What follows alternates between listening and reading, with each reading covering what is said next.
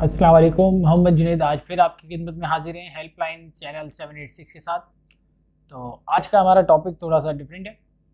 Doctor साहब, अभी मैं रास्ते में होता हुआ आ रहा था तो मैंने सिंध असेंबली के पास जमात इस्लामी का धरना देखा। वो लोग बैठे हुए हैं, काफ़ी दिनों से चल रहा है, लाइव भी आ रहे हैं और जगह जगह बैनर भी लगे हुए हैं, वो बैठे हुए हैं।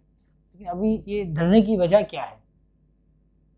देखिए, धरने की वजह यह है कि वो कह रहे हैं कि सिंध हुकूमत ने जो लोकल गवर्नमेंट कानून बनाया है, तो चूंकि धर्म इसमें एक्ट के अंदर बुनियादी तौर पर जो है कराची के और सिंध के लोगों के साथ बिलखुसूस शहरी जो सिंध है, जिसको शहरी सिंध में जो है आपकी कराची हैदराबाद बहुत नुमाया है, तो इनके साथ एक मजाक किया गया है। सही है। अब अलमिया ये है कि इसमें जो एक्ट है उसके अंदर खुद के इबाम है। मतलब उन्होंने क्या किया कि लोगों की जुबान में जब ये देखा कि टाउन टाउन टाउन जो मुशर्रफ के वक्त में था, तो उन्होंने टाउन एक अलामती टाउन का जिक्र कर दिया कि 5 लाख से लेके 7.5 लाख की आबादी जो है वो उस पर टाउन बनेंगे, यानी कि और इसमें एक मिसाल दो कराची में कि 25 टाउन बनेंगे। अब वो 25 टाउन के पास इख्तियारात क्या होंगे? कुछ भी नहीं। अच्छा, ये टाउन की कहानी हो गई।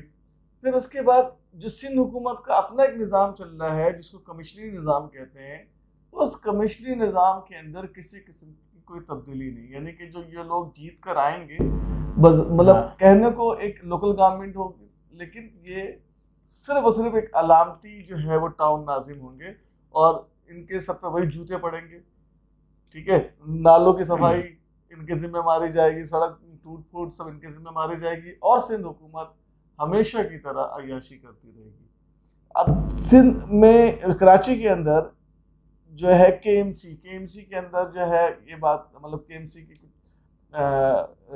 सोर्सेस थे रेवेन्यू जनरेट करने के, वो भी सिंध हुकूमत ने अपने कब्जे में ले लिए। ठीक है, तो यानी कि लावारिस टाउन सिस्टम, ठीक है। यानी कि वो इन्होंने दिया है जिसका कोई सर पैर नहीं है। यानी कि आप एडमिनिस्ट्रेटिव यूनिट, एक मैं आपको बड़ी अहम बात बताऊं कि अगर टाउन एक एडमिनिस्ट्रेटिव यूनिट है तो इसकी डिलिमिटेशन नहीं होगी, यानी हल्का बंदी नहीं होगी, बल्कि सिंध हुकूमत ऐलान कर देगी। अच्छा, सिंध हुकूमत चाहती तो जो 31 सब डिवीजन है उसे कह देती भाई ये टाउन कहलाएंगे, कोई हर्ज नहीं है, हुकूमत है, कह सकती है। अब इन्होंने क्या किया कि उस सब डिवीजन को फ्रीज किया हुआ है, इसको कोई छेड़ नहीं सकता, भाई ये हमारा निज़ाम है, कमिश्नरी निज़ाम। और लोकल गवर्नमेंट के लिए एक टर्म लेकर आ गए जनाब टाउन, और फिर वो करे वो टाउन भी हम बनाएंगे। यानी कि आपने एक कमिश्नरी निज़ाम बनाया, अब उसके अंदर टाउन डिज़ाइन खुद सिंध हुकूमत करेगी। फिर उस सिंध हुकूमत टाउन डिज़ाइन करने के बाद ये कहेगी कि जनाब जो भी यूसीज हैं वो सब डिवीजन से बाहर ना हो, यानी कि हर चीज़ उनके अपने ही कंट्रोल में है और दिखावे के लिए चीज़ें हैं।